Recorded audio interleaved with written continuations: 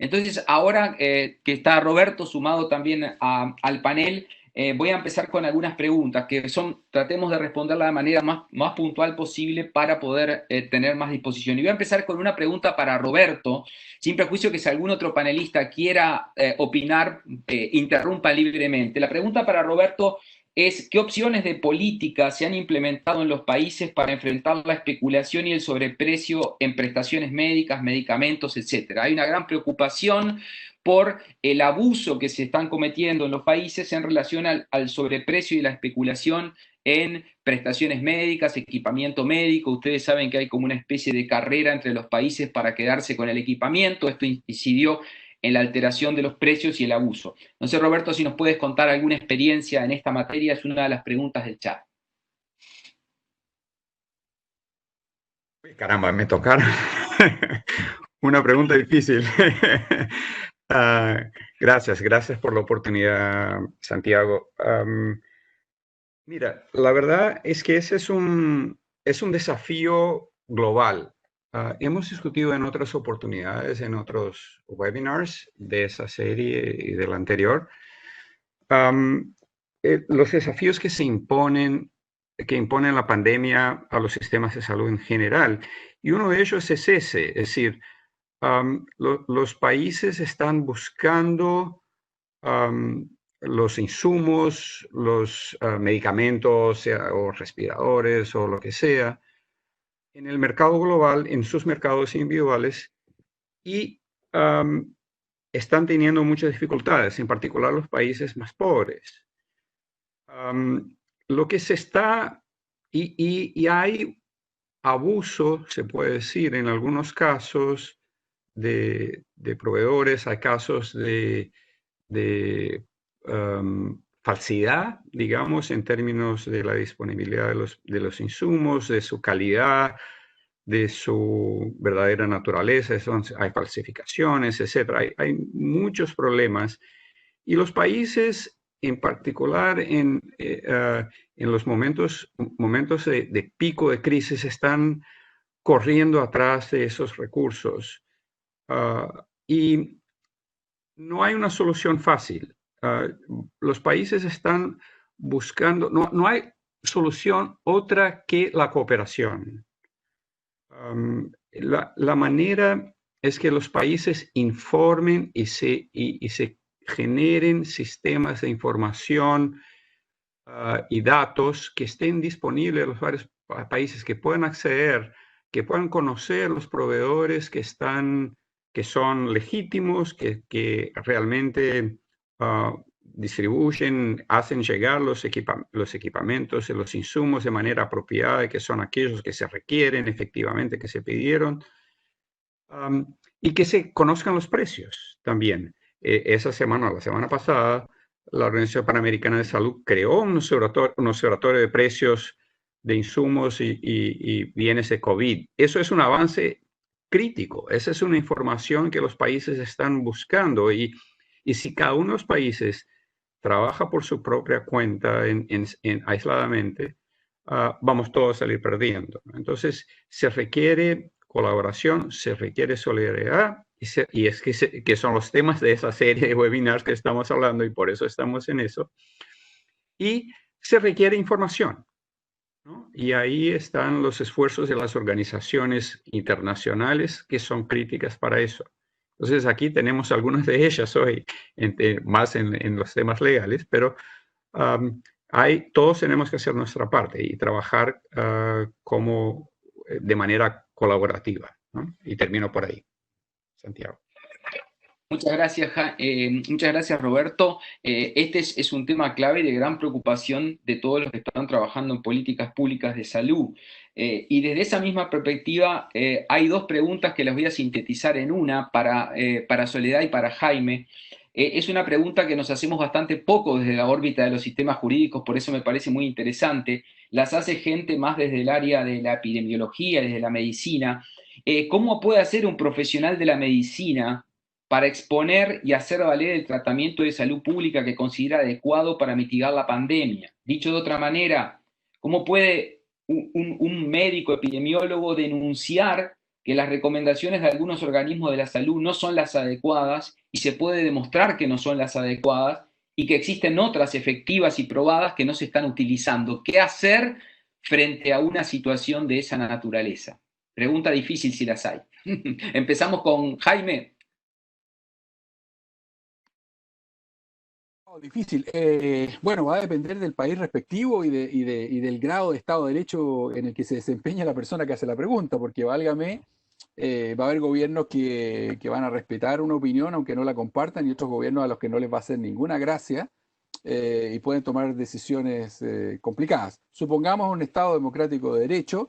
Me parece que la manera adecuada que un ciudadano debe hacerlo es primero comunicárselo a la autoridad sanitaria, por muy en desacuerdo que esté respecto de lo que está haciendo, diciéndole por qué opina que el tratamiento que se está sugiriendo, etcétera, no es el correcto, no solo como una afirmación, sino con los respaldos de carácter científico que respaldan eso. Siempre sería importante que esto fuera respaldado a su vez por un colectivo, y cuando hablo de colectivo hablo de un colectivo científico, no político, sino un grupo de expertos que sostienen, y no solo una persona que cree que tiene la panacea, porque de esos también hay muchos dando vuelta, y no necesariamente son correctas las soluciones. Uno, me parece que esa es la manera correcta. Y segundo, ya tendría que, si se estima que la autoridad, sin embargo, persevera en una línea distinta, a mí me parece que eso en primer lugar es un debate de política pública. Y para eso hay otros órganos del Estado, en primer lugar, destinados a controlar la labor del Ejecutivo. Pienso en el Parlamento, que debiera tener una función, ¿cierto?, de control de la labor del Ejecutivo y de la labor de administración. Y ahí debiera haber un debate técnico-político respecto de la política pública sanitaria que se está empleando. Me parece que ese sería un camino relativamente más rápido. Nuevamente dependemos de la legitimidad de ese Congreso o Parlamento que en algunos de nuestros países está debilitada. Y por supuesto la otra alternativa sería un recurso de carácter jurisdiccional. Me cuesta pensar en cuál, claro, podríamos volver a lo que planteaba Hermes en algún momento, pero es una cuestión de más largo aliento, que es un debate estructural en que se diga, mira, que hay un problema, pero no en medio de una emergencia. Y los recursos que buscan a la urgencia no me parece que solucionen el tema, porque tendrían que ver normalmente con el tratamiento que me aplican a mí y ejercer eventualmente una acción constitucional de protección respecto mío, pero no respecto del colectivo, me parece. Así que yo pienso en un control político, pienso que podría haber algún tipo de control jurisdiccional quizá, individual o en grupos limitados, pero no de la política pública en general, en una urgencia me refiero. Pero Hermes puede tener mejores ideas a ese respecto, no lo sé, y Soledad lo va a mirar desde el punto de vista de los organismos internacionales. Yo puedo presentar una cosa. Hermes, ¿me das un minuto? Porque la pregunta iba dirigida a Soledad. Le damos la entrada a Soledad y luego te doy entrada a ti. Gracias.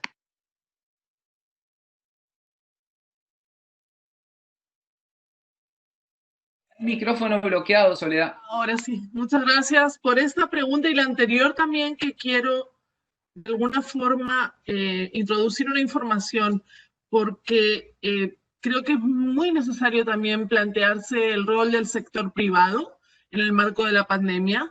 El paradigma que desde los órganos internacionales de derechos humanos, tanto universales como interamericanos, estamos tratando de instalar, que no es el de la responsabilidad social empresarial, sino la de empresas y derechos humanos. Y en tal sentido yo quería compartir con la audiencia también un importantísimo informe que publicamos recientemente desde la Relatoría, y que es el primer informe temático sobre empresas y derechos humanos, estándares interamericanos, que en el marco de esta pandemia también se vuelve una herramienta fundamental, y que la propia Comisión Interamericana en esta resolución 1/2020 ha retomado.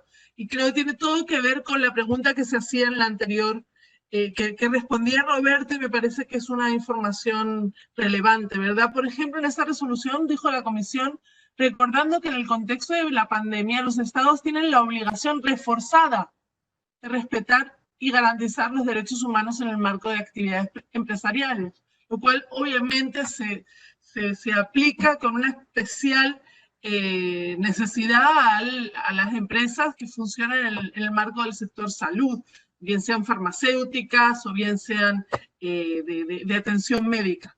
Lo quería dejar por ahí también porque creo que es un dato importante de compartir. Y en cuanto a esa pregunta, seguramente Hermes le va a responder desde otro ángulo complementario. Yo quería aprovechar esta pregunta para destacar el rol no solo imprescindible, no solo de heroicidad cierta que están jugando los profesionales de la salud y que ameritaría no solo el mayor de los reconocimientos sociales y políticos, sino ciertamente que todos los gobiernos y autoridades tuvieran una relación más estrecha que nunca con estos sectores al momento de tomar sus decisiones. Lamentablemente estamos viendo que esto no es así en todos los estados. La Comisión, la Redesca, estamos llamando explícitamente a esto, inclusive a que las propias autoridades de los estados sean especialmente cuidadosas en sus discursos, en sus manifestaciones públicas y pongan siempre pues, la mejor evidencia científica como el centro de su toma de decisiones. Y en relación con la pregunta que hacía Juan, solo para complementar un poquito lo de Jaime, junto con reconocer el rol de los y las profesionales de salud y del cuidado, porque es otro derecho que también tenemos que empezar a desarrollar en el sistema interamericano, especialmente a partir de esa pandemia. Porque ¿qué haríamos sin profesionales de la salud y qué haríamos sin personas cuidadoras, que por cierto en su mayoría son mujeres, que por cierto en su mayoría, aunque sean trabajadoras esenciales, no están reconocidas económicamente y a veces están hasta en condiciones de explotación? Yo quería también traer a colación la importancia de los comités de ética, de las sociedades científicas y cómo estos actores tendrían que jugar un rol ciertamente mucho más central de lo que en algunos estados están jugando. La parte del acceso a la justicia para profesionales que como quien nos pregunta pudiera verse en una situación que exigiera, que ameritara el acceso a la justicia, creo que va a depender mucho del caso concreto, ¿verdad? Pero sin duda creo que es una de las vías que se va a abrir en el litigio nacional e internacional. Gracias. Muchas gracias, Soledad. Ahora sí, Hermes pedía la palabra. Adelante, Hermes. Sí, pero para un comentario muy rápido. Primero quiero decir que Jaime colocó muy bien que el diálogo debe empezar con el propio gobierno, con la autoridad sanitaria. Después, por el Parlamento. Es muy importante ese reforzamiento de la democracia y de las instituciones de control.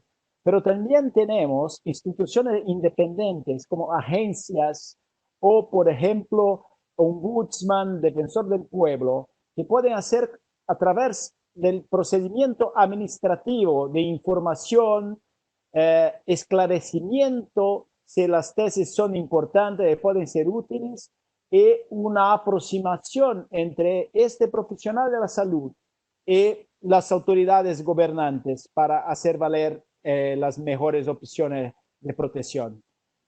Gustaría de decir como Soledad, que son los verdaderos héroes de este momento de pandemia, los profesionales de salud, los cuidadores, son personas que son muy importantes y debemos tener mucho cuidado para proteger a estas personas, porque son las personas más importantes de este momento. Y para cerrar, decir que los derechos humanos, los derechos fundamentales, son derechos que tienen también un papel horizontal e imponen obligaciones también para las empresas y el sector privado. Y esto es muy importante en este momento, porque también ellos tienen que asumir sus competencias y sus deberes para hacer pasar este periodo, para mejorar incluso las cuestiones de sobreprecio, para mejorar incluso las cuestiones de prestaciones de servicio y de protección de los trabajadores, que es un otro punto muy importante en términos de pandemia. Santiago. Muchísimas gracias. Sí, Santiago, Jaime, si me permite, simplemente que me preocupa y me parece que es muy importante que en el tema de precios que trataba Roberto hace un rato a propósito de lo que pasa a nivel mundial y que se establece un observatorio, Pero me parece que en esas medidas lo que siempre falta es más colmillo.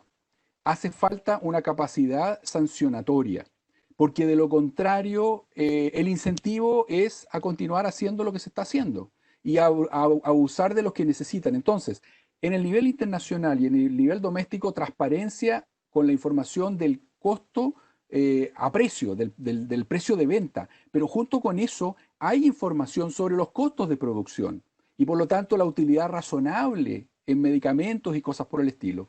El costo razonable del medicamento y de los insumos en un tratamiento médico. Esa información debiera estar disponible y debiera estar disponible, por ejemplo, para que los jugadores puedan trabajar con esa información a la hora de tomar decisiones. Y cuando volvemos a, por ejemplo, a demandas repetitivas, que exista incluso el uso de la inteligencia artificial que permita desarrollar respuestas con información que realmente vaya al fondo del asunto. Es decir, la justeza de la decisión finalmente muchas veces tiene que ver con lo económico, y lo económico tiene que ver con información y nivelación entre quienes están embarcados en la relación económica. Tiene que haber colmillo, tiene que haber capacidad de sanción junto con poner a la vista las inequidades o abusos.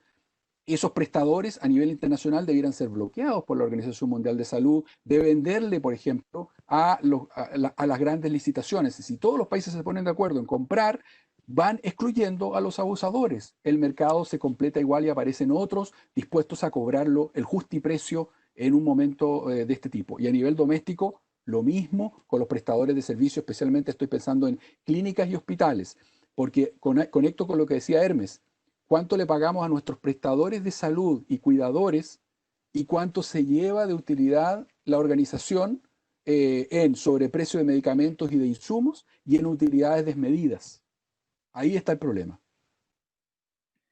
Gracias, Jaime. Y vinculado a esto, y pensando un poco más en lo que va a pasar en los próximos meses, ojalá que apareciera la vacuna y que tengamos la vacuna. Una pregunta que nos hacen muy interesante desde el chat es: ¿qué va a pasar con esa vacuna? Primero vamos a tener un problema de precio, de accesibilidad, pero por otro lado vamos a tener un problema de algunas personas que no confíen en la vacuna, que no quieran darse la vacuna o que no quieran dársela a sus hijos. Y allí vamos a tener el conflicto entre salud pública y derechos individuales. ¿Cómo piensan? Y esta pregunta la hago en las dos perspectivas, desde los ordenamientos jurídicos nacionales y desde el sistema interamericano, que estas cuestiones podrían llegar a jurisdiccionalizarse, a litigarse, y cuáles pueden ser los caminos.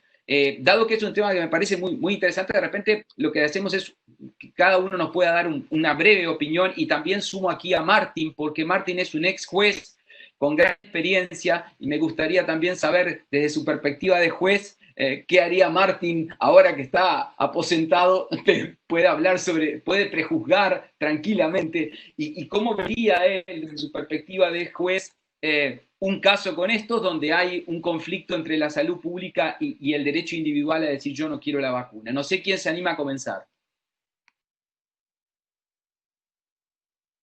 Começo eu, então.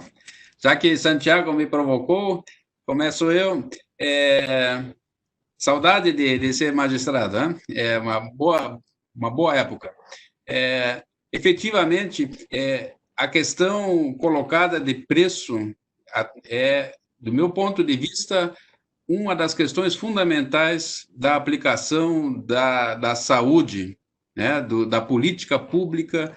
E isso é interessante, que eu gostaria de comentar, que depois que comecei a participar do Fórum da Saúde, do CNJ, coordenando o Comitê do Rio Grande do Sul, mais de 40 instituições, tanto de saúde como de direito, passaram a dialogar, e, através desse diálogo, uma instituição começou a entender a realidade da outra.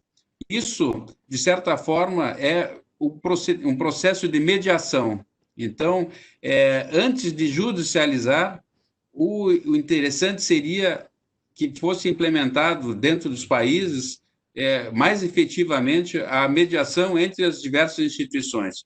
E com essa perspectiva, esse conflito que Santiago colocou entre o interesse individual do cidadão em ter um tratamento específico e o interesse do Estado, da coletividade, frente a uma política pública, esse equilíbrio, muitas vezes, é uma linha muito tênue, né? Muito tênue para ser definido qual seria a melhor solução. Há uma tendência do sistema de justiça de fazer prevalecer a opinião do médico, né? O entendimento é que o médico é que sabe o que é melhor para o seu paciente. Mas, muitas vezes, o que o médico está prescrevendo não está de acordo com a política pública. Então, esse desequilíbrio efetivamente causa uma tensão muito forte na sociedade, e muito mais agora, né? Porque se noticiam que certos medicamentos são milagrosos, outros dizem que não tem evidência alguma, enfim, há inúmeros, e ainda mais agora somado que nós temos um meio de comunicação muito rápido e muito eficiente, mas, ao mesmo tempo, causador com as fake news de muita confusão. Então, não se sabe efetivamente o que é verdadeiro, como na linguagem da medicina, né? O que efetivamente tem evidência científica. E essa evidência científica, o mínimo de informação que o magistrado consegue é através do diálogo interinstitucional com todas as instituições, e, principalmente, o enfoque que foi colocado tanto pelo Roberto Yunes como pelo Jaime. É necessário saber o efeito econômico da política que está sendo colocada. E nesse aspecto que é muito importante, que nesse ambiente de diálogo interinstitucional, que tenham instituições de interesse privado, porque as instituições de interesse privado é que vão questionar o custo efetivo do medicamento, porque no público, infelizmente, como a história tem demonstrado, nós temos muita influência, muita influência de interesses escusos, né? Então, o custo no público muitas vezes se multiplica por outros interesses que não o da sociedade de se ter um fornecimento de saúde eficiente. Esse é o meu pensamento, e concordo com o Santiago que é uma situação muito difícil de decidir, mas, caso a caso, não há como se dizer uma solução dessa disputa entre o público, o interesse público e o interesse individual. É caso a caso que a solução vai se trazer dentro daquilo que é melhor ou para o Estado ou para o cidadão. Muchas gracias, Martín. Y antes de que los demás me den la respuesta a esta pregunta, voy a sumar una nueva pregunta porque tiene vinculación. Y la pregunta es si de alguna manera es posible reclamar frente al Estado, tanto en el ámbito nacional como en el ámbito interamericano o en el ámbito internacional, responsabilidad del Estado en virtud, por ejemplo, de no haber dado un respirador, por lo tanto no haber proveído oxígeno a un paciente, o no haberle proveído un medicamento que era necesario. O sea, esto también se podría extender a casos de discriminación, de no atención en la frontera a personas que están con COVID-19, etc. O sea, pensar un poco ya no solo en el litigio vinculado a la vacuna, y esta es la última pregunta, sino también vincular también el litigio de la responsabilidad del Estado, de los prestadores médicos y eventualmente de las personas que atienden, porque por un lado hablamos de proteger a las personas que trabajan en el área de la salud, pero por otro lado también seamos sinceros de que están expuestos a una eventual reclamación o a una eventual litigación. Entonces,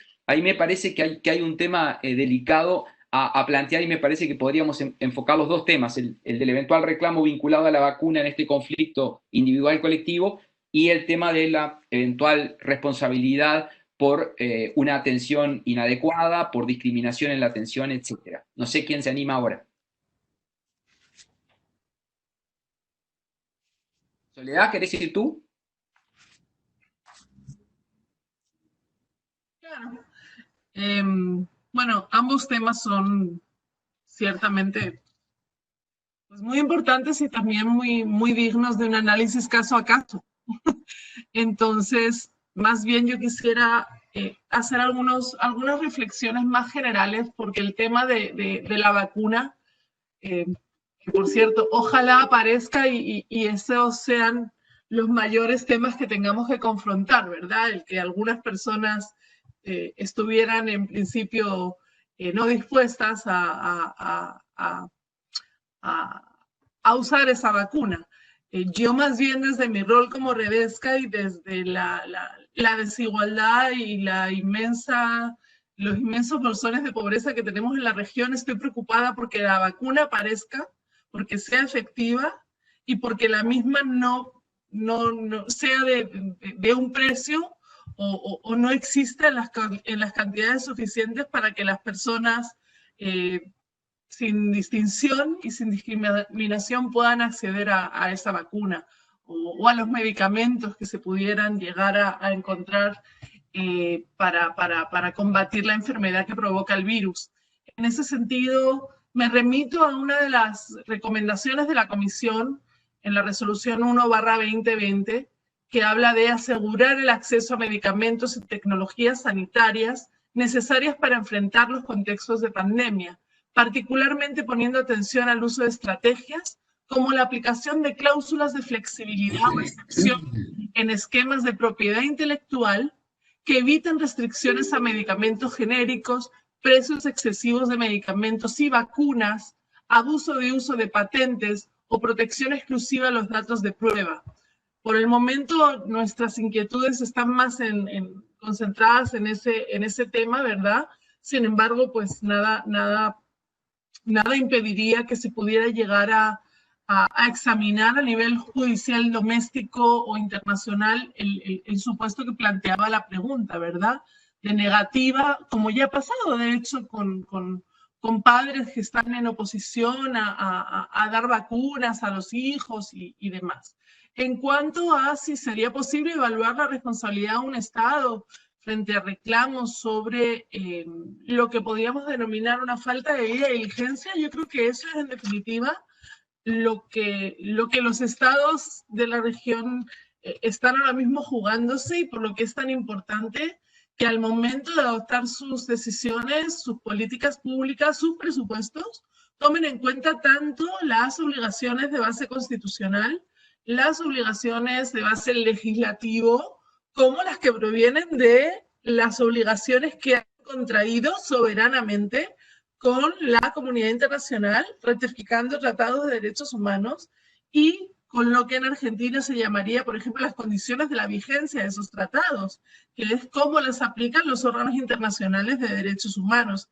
En tal sentido, vuelvo a esta resolución 1/2020, porque creo que vuelve a las fuentes en esta situación de pandemia, fuentes del derecho internacional público, como es el concepto o el principio de la buena fe en el cumplimiento de las obligaciones internacionales, que en este contexto de pandemia se ve de alguna forma reforzado, o como es lo que la Corte Interamericana de Derechos Humanos ha denominado en relación con los derechos civiles y políticos como la obligación de un Estado de organizar todo su aparato estatal para proteger derechos humanos. Creo que esta situación también nos llevaría a aplicar ese concepto de que el Estado tiene la obligación de organizar todo su aparato estatal para atender efectivamente el derecho a la salud con debida diligencia, lo cual nos lleva también al principio precautorio que antes señalaba Hermes, ¿verdad? La obligación de prevenir, no solamente de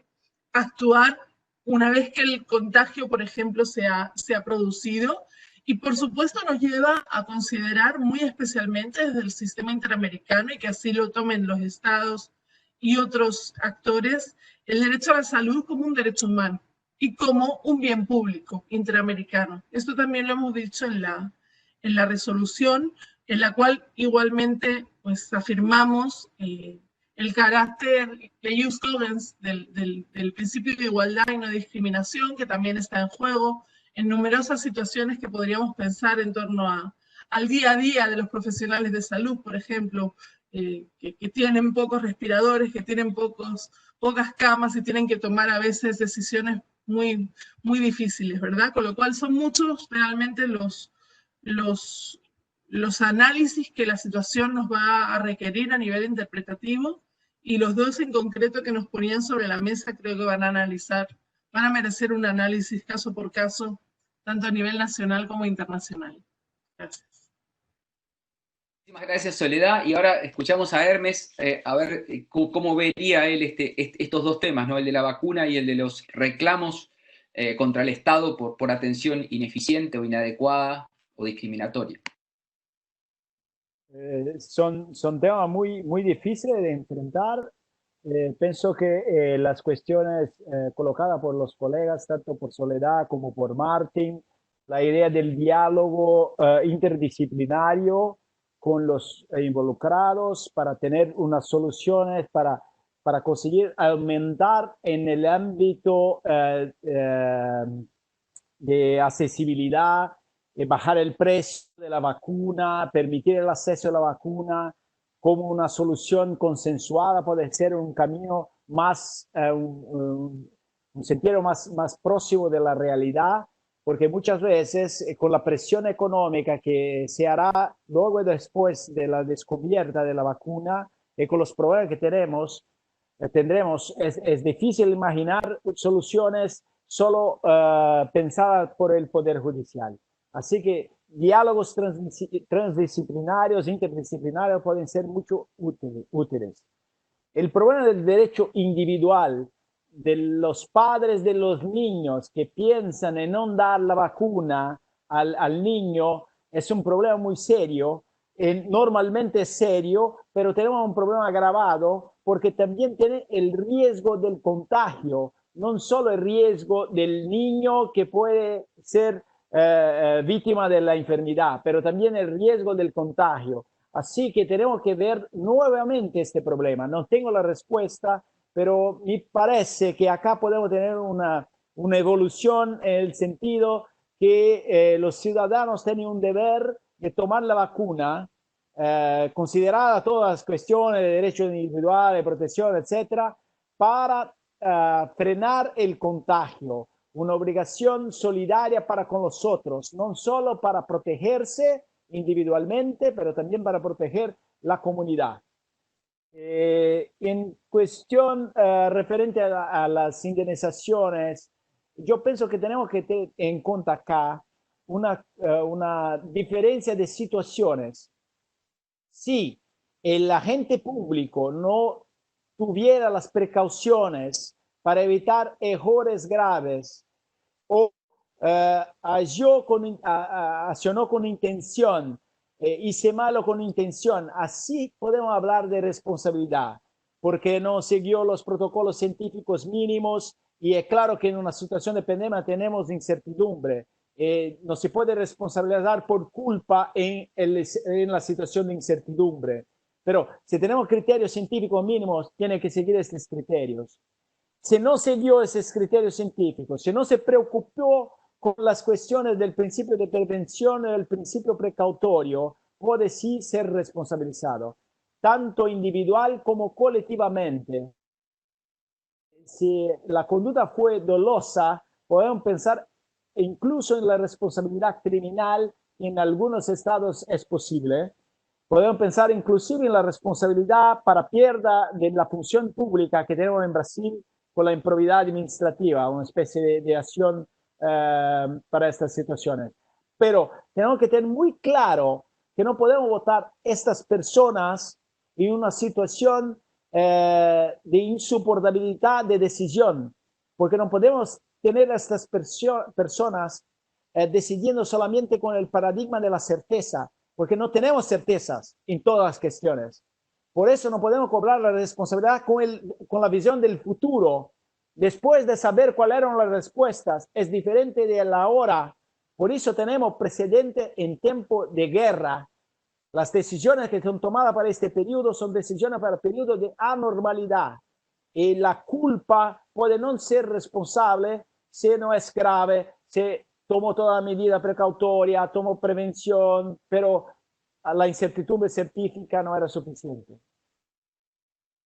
Clarísimo, Hermes, muchísimas gracias y le damos intervención a Jaime. Se nos ha ido el tiempo, pero bueno, me parece importante que todos tengan la posibilidad de dar una opinión sobre este punto. Adelante, Jaime. Santiago, primero sobre el tema de responsabilidades voy a partir de lo micro a lo macro. De lo micro, como decía Hermes, en estas situaciones de excepcionalidad, evidentemente que las responsabilidades también se morigeran dentro del contexto en que se está ejerciendo la labor médica. Y por lo tanto, dependiendo del país y del contexto, e incluso del hospital y del día en que ocurrieran los hechos, cualquier abogado te va a decir que eso va a regular el nivel de responsabilidad o incluso de ninguna responsabilidad del facultativo o del proveedor de servicio de salud, cuál era el contexto y el escenario en que se movía, cuántos días ha estado trabajando forzadamente, etcétera, etcétera. Me voy al tema más macro, la responsabilidad del Estado. Y aquí sí, yo no digo que, a ver, seguramente va a haber acciones en contra de los estados por responsabilidad. Tú lo anunciaste y yo estoy convencido de que eso es así. Y aquí en América Latina va a haber una diferencia fundamental con Europa y con Asia. Es que tuvimos aviso y posibilidad de aprendizaje. Porque esto era como el viejo cuento de María, ven a ver porque los trenes van a chocar. No podemos evitar que los trenes choquen y por eso invitamos a María a ver el choque de trenes. Porque ya sabíamos que los trenes iban a chocar. En América Latina sabíamos que esto venía y habían pasado semanas y vimos la evolución. Y esto es como haber visto anticipadamente los capítulos de una serie de televisión. Sabemos desde antes, viendo en otro país, lo que van a pasar en nuestra televisión varias semanas después. Entonces, aquí ese argumento va a estar. La autoridad pública tuvo información, supo qué iba a pasar, supo qué ocurría, supo de medidas y prácticas y de resultados buenos y malos de esas políticas y estrategias.